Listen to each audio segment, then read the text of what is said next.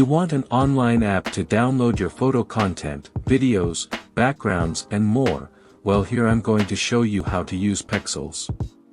A website that will provide you with hundreds of photographs for your multimedia content. Enter pexels.com.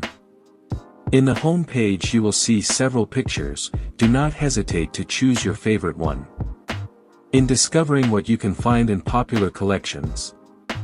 And there you will find home, family, food, among others. Scroll down and you can find more categories.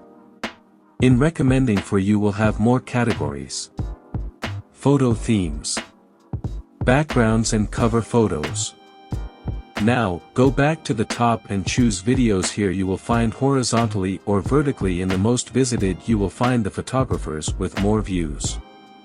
Choose the one you are most interested in and view its profile. You can click on follow.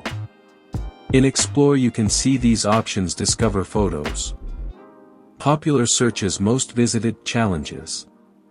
Free videos. Pexels blog.